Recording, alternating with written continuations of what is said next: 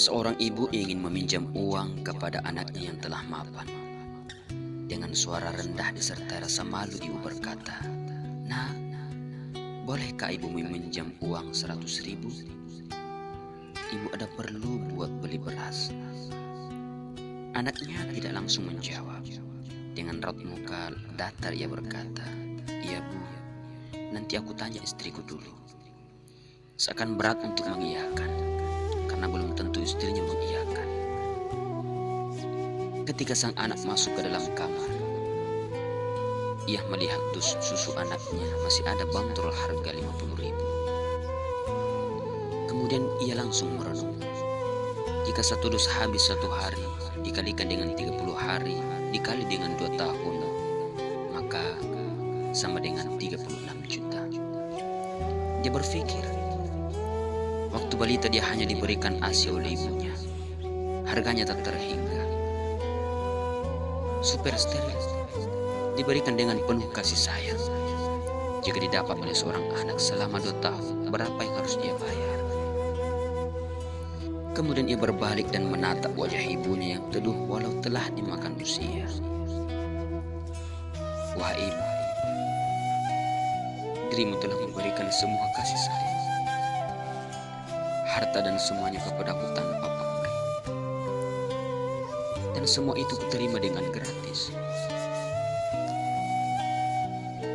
Maafkan anakmu ini yang tidak tahu balas budi.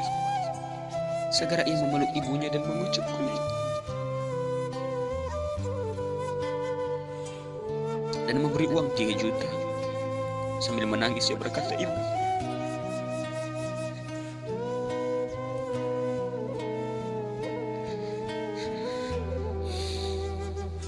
jangan berkata pinjam lagi. Hartaku adalah juga milik.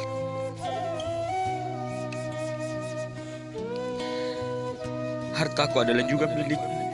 Doakan anakmu ini agar selalu berbakti."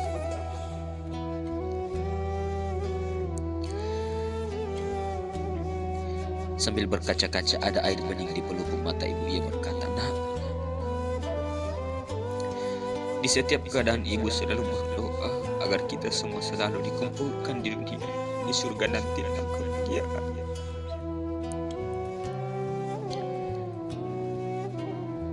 Semoga bermanfaat. Bagi para istri, ingatlah bahwa rezeki dari suamimu adalah juga hak mertuamu.